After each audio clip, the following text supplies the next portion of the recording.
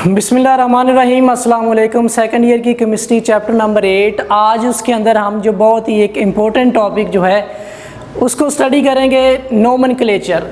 Nomenclature के अंदर जो है हम सबसे पहले कॉमन नेम या ट्रिवियल नेम को देखेंगे, उसके बाद IUPAC नेम्स या आयोपिक नेम, और उसके बाद बहुत ही इम्पोर्टेंट टॉपिक जो है अल्काइल ग्रुप जो है उसको हम देखेंगे। तो नोमेनक्लेचर क्या है? नोमेनक्लेचर जो है a system of giving names two compounds, यानी कि ऑर्गेनिक कंपाउंड्स को नाम देने का जो सिस्टम है उसको नोमेनक्लेचर कहते हैं। तो इससे पहले जो है ऑर्गेनिक कंपाउंड जो डिस्कवर होते थे उनको कैसे नाम दिए जाते थे या किस बेस पर नाम दिए जाते थे, तो वो जो है कि जो कॉमन नेम्स जो हैं या ओल्ड नेम जो हैं या इनको ट्रिवियल्स नेम कहते हैं, ये जब कोई भी ऑर्गेनिक कंपाउंड जो है हिस्ट्री के बेस पर उसका नाम रखा जाता था, या जो साइंटिस्ट जो है उसके ऊपर काम कर रहा है या जिसने उसको डिस्कवर किया है उसके नाम पर उसका नाम रखा जाता था, या जो मेथड ऑफ प्रिपरेशन है, जिस मेथड के ज़रिए उसको प्रिपेयर किया जा रहा है उस मेथड के की बेस पर उसका नाम रखा जाता था, या जिस सोर्स से वो हासिल हो रहा है उसकी बेस पर उसका नाम जो है वो रखा जाता था।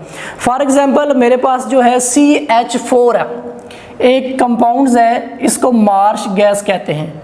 मार्श गैस जो है इसका नाम जो है क्यों रखा गया? क्योंकि ये मार्शी प्लेसेस से डिस्कवर हुई, ठीक है। उसके अलावा CH3COOH, इसका कॉमन नेम जो है वो एस्टिक एसिड है, और इसका न्यू नेम जो है वो है एथानोइक एसिड। तो ये जो है लैटिन वर्ड एसीटोम से निकला है, जिसका मैनी है वेनिगर, सिरका। तो यानी कि एस्टिक एसिड जो है ये सिरके में पाया जाता है। उसके अलावा HCOOH, जिसको फॉर्मिक एसिड कहते हैं, ये लैटिन वर्ड फार्मिका से निकला है। फार्मिका का मतलब है आंट्स। तो यानी कि फॉर्मिक एसिड जो है आंट्स के स्टिंग यानी कि डंग में पाया जाता है। उसके अलावा हमारे पास जो है C2H5OH, जिसको ग्रेन अल्कोहल कहते हैं। ग्रेन अल्कोहल जो है ये ग्रेन की फर्मेंटेशन से हासिल होती है, ठीक है। तो इस तरह जो कॉमन नेम हैं उनका जिस चीज़ से वो डिस्कवर होते हैं, जिस प्लेस से वो हासिल होते हैं, या जो साइंटिस्ट उसके ऊपर काम कर रहा है, या हिस्ट्री की बेस पर जो है उनके नाम रखे जाते हैं। जैसा कि मेरे पास है बारबीट्यूरिक एसिड, ये इसका स्ट्रक्चर फार्मूला है। बारबीट्यूरिक एसिड को जो है जर्मन केमिस्ट अडोल्फ बायर ने जो है इसको डिस्कवर किया। कब उसने डिस्कवर किया? उसने किया 4 दिसंबर 1864 के अंदर। तो 1864 के अंदर इसको डिस्कवर किया गया, तो इसका नाम बारबीट्यूरिक एसिड क्यों रखा गया? तो 4 दिसंबर जो है फीस्ट डे है of Cyient Barbara. Cyient Barbara का फीस्ट डे जो है वो 4 दिसंबर को मनाया जाता है, तो उसकी बेस पर इसका नाम जो है बारबीट्यूरिक एसिड रखा गया, ठीक है। तो कॉमन नेम्स जो हैं मतलब कि ऑर्गेनिक कंपाउंड जो हैं वो बहुत से मिलियन के हिसाब से हैं। तो कॉमन नेम जो है हर कंपाउंड के याद रखना या उनकी बेस पर इनको अरेंज करना जो है वो मुश्किल है। तो कोई ऐसा सिस्टम जो है वो होना चाहिए, और बाद में बनाया गया कि जिसके बेस पर जो है कंपाउंड्स को याद रखा जाए, और उनका अगर स्ट्रक्चर हमारे पास हासिल होता है तो उनके जो है वो नाम रखे जाएं, ठीक है। तो नोमेनक्लेचर के अंदर आज हम जो है वो अल्केन्स को देखेंगे, कॉमन नेम के अंदर अल्केन्स को देखेंगे। अगर आप अल्केन्स को देखें तो अल्केन जो है 2 वर्ड अल्क और एन से मिलकर बना है। अल्क जो है, अल्क क्या है? रूट वर्ड है, और एन जो है ये सुफिक्स है। तो रूट वर्ड जो है मतलब क्या है? नंबरिंग है, यानी कि लैटिन या जर्मन न्यूमरल है, या आप यूँ कह सकते हैं कि कार्बन की तादाद जो है उनको जर्मन या लैटिन के अंदर जो है कैसे मतलब के काउंट किया जाता है, ठीक है। फॉर एग्जांपल अगर मेरे पास जो है वो 5 कार्बन है, 1 2 3 4 5 कार्बन है, इसका रूट वर्ड जो है या 5 कार्बन को जो है लैटिन न्यूमरल के अंदर क्या कहते हैं? तो इसको पेंट कहते हैं, ठीक है। और सुफिक्स क्या है? एन है। तो इस तरह इसका नाम जो है वो पेंटेन बन जाता है। सुफिक्स से क्या मुराद है कि कार्बन और कार्बन के दरमियान जो है वो सिंगल बॉन्ड आता है, तो एंड पे एन आएगा। जिस तरह 5 कार्बन है पेंट, और एंड पे कार्बन के दरमियान सिंगल बॉन्ड है तो एन आ रहा है, इस तरह इसका नाम जो है पेंटेन बन गया, ठीक है। और अगर 6 कार्बन है तो 6 कार्बन को जो है लैटिन या जर्मन न्यूमरल के अंदर हेक्स कहते हैं। और सारे कार्बन के अंदर जो है वो सिंगल बॉन्ड है तो एंड पे एन आएगा, इस तरह इसका नाम जो है वो हेक्सेन बन गया, C6H14, इस तरह इसका नाम जो है वो हेक्सेन बन गया। उसके बाद जो है हमारे पास क्या है, प्रीफिक्सेस हैं। प्रीफिक्सेस कौन से हैं, मतलब कौन कौन से हैं, एन, आइसो, नियो। इनका इस्तेमाल कहाँ पे होता है, तो अल्केन से पहले जो है इनको जो है वो रखा जाता है या इनको यूज़ किया जाता है, ठीक है। फॉर एग्जांपल अगर हम देखें, मेरे पास एक स्ट्रेट चेन है, स्ट्रेट चेन के अंदर कार्बन जो है वो अरेंज है, ठीक है, उनके अंदर ब्रांचिंग नहीं है, वो अनब्रांच्ड एक स्ट्रेट चेन है, ठीक है। अगर वो स्ट्रेट चेन है तो उसको एन कहते हैं, ठीक है। एन मतलब क्या है, नॉर्मल। अब जितने कार्बन आ रहे हैं वो 4 कार्बन आ रहे हैं तो इस तरह इसका नाम जो है एन ब्यूटेन बनता है। बाकी तो हमें पता है ना कि कार्बन की 4 वैलेंसी है, तो वैलेंसी पूरी करने के लिए इसके साथ जो है वो हम हाइड्रोजन लगा देते हैं, ठीक है। तो ये एक स्ट्रेट चेन है, इसके अंदर ब्रांचिंग नहीं है, तो इस तरह इसका नाम जो है वो क्या बनेगा, एन ब्यूटेन, ठीक है। और अगर कहीं पे सब्स्टिट्यूशन आ जाती है, ठीक है, ये 3 कार्बन एक चेन के अंदर है और 4th कार्बन जो है वो एज ए सब्स्टिट्यूएंट इस्तेमाल हुआ है। किस कार्बन पे सब्स्टिट्यूएंट इस्तेमाल हुआ है, सेकंड लास्ट कार्बन के ऊपर अगर सब्स्टिट्यूशन लगा हुआ है तो इसको कहते हैं आइसो। इसके लिए कौन सा प्रीफिक्स इस्तेमाल करेंगे, आइसो। तो कितने कार्बन है, 4 कार्बन है, तो इस तरह इसका नाम बन गया आइसोब्यूटेन, ठीक है। और इसी तरह अगर सेकंड लास्ट कार्बन के ऊपर 2 सब्स्टिट्यूशन लगे हुए हैं, ठीक है, तो फिर इसके लिए जो प्रीफिक्स इस्तेमाल करते हैं उसको कहते हैं नियो, ठीक है। 5 कार्बन है, 1 2 3 4 5 कार्बन है, तो इस तरह इसका नाम बन गया नियोपेंटेन। तो ये वाले जो सुफिक्स हैं, प्रीफिक्सेस जो है, प्रीफिक्सेस जो हैं ये कम्प्लेक्स स्ट्रक्चर जो होता है वहाँ पे इनका इस्तेमाल जो है वो नहीं होता, ठीक है। उसके अलावा जो है ये कुछ ऑर्गेनिक कंपाउंड है वहाँ पे इनका इस्तेमाल होता है, तो इनकी जो लिमिटेशन ये है कि ये लिमिटेड कंपाउंड के लिए इनका जो है वो इस्तेमाल किया जाता है।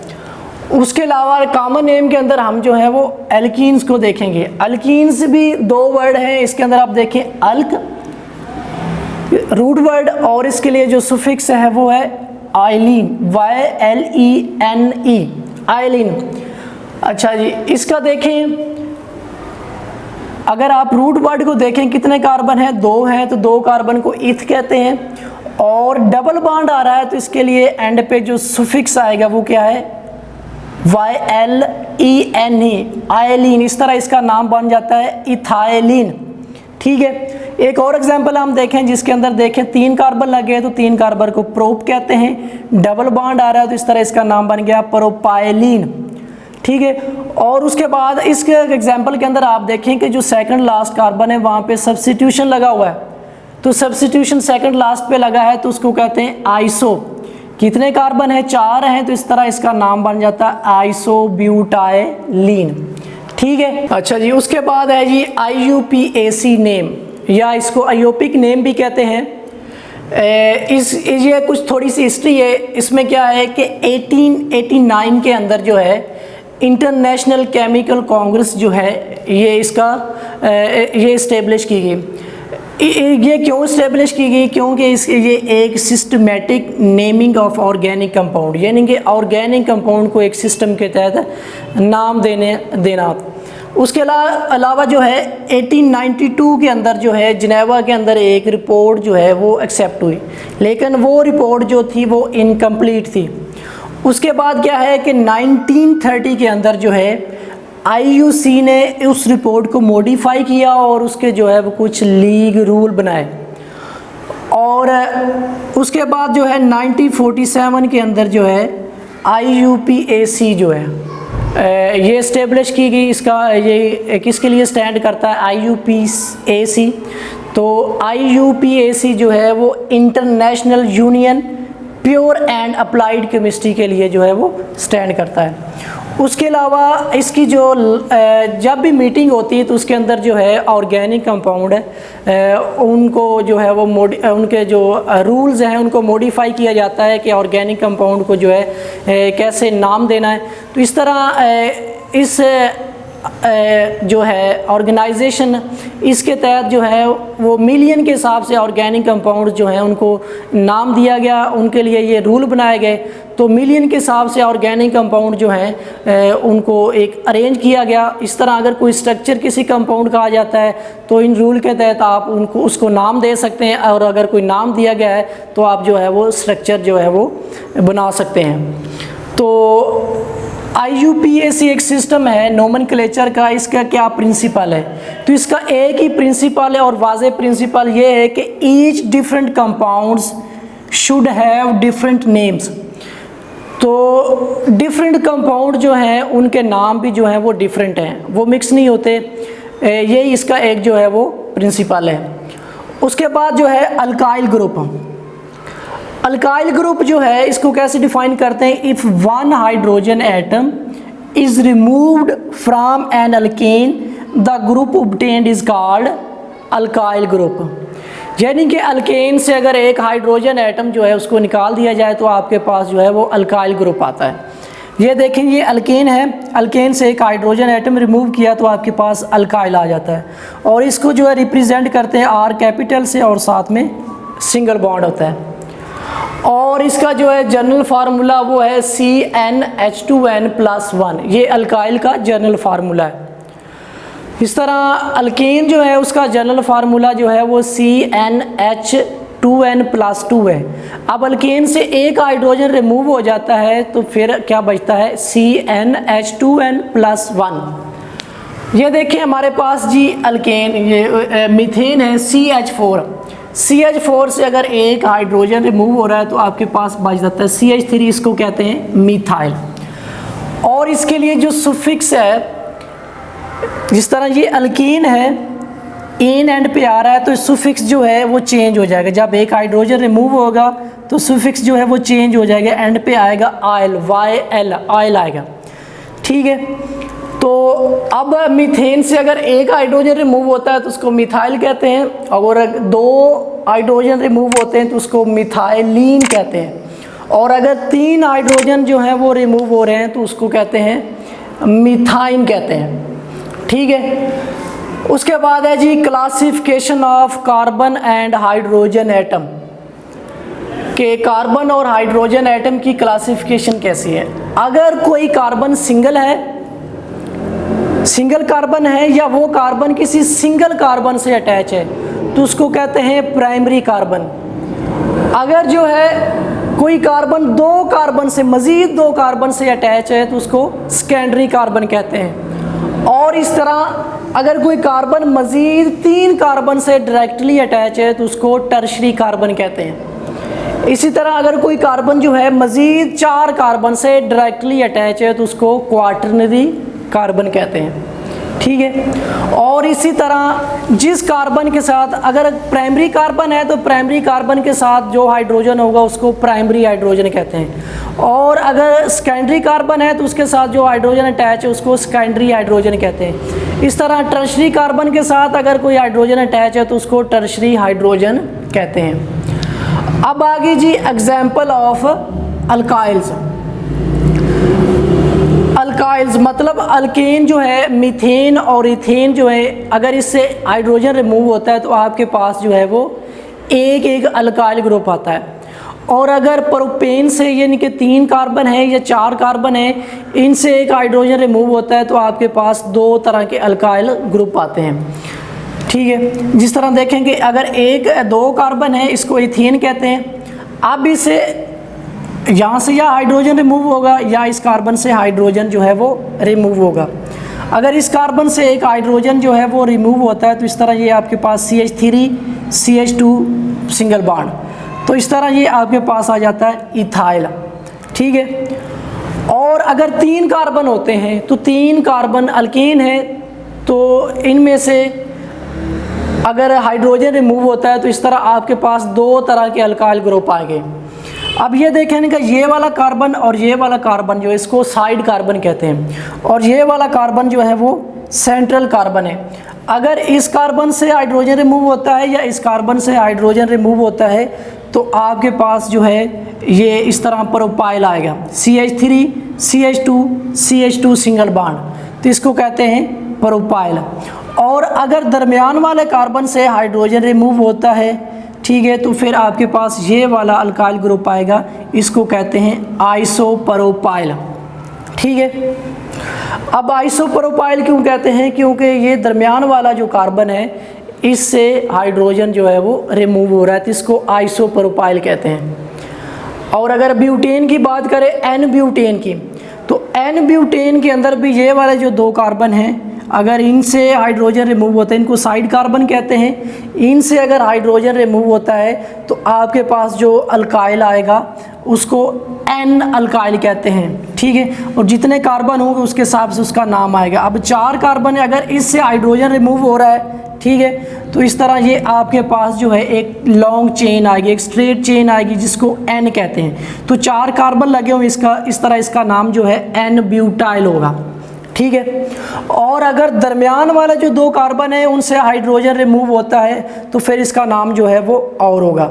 अगर इससे हाइड्रोजन रिमूव होता है तो इस तरह ये आपके पास इसको कहेंगे सेकेंडरी ब्यूटाइल। सेकेंडरी ब्यूटाइल क्यों कहते हैं? क्योंकि ये वाला कार्बन जो है ये डायरेक्टली 2 कार्बन से अटैच है, तो इससे हाइड्रोजन रिमूव हो रहा है, इसलिए इसको कहते हैं सेकेंडरी ब्यूटाइल। ठीक है, ये तो था एन ब्यूटेन।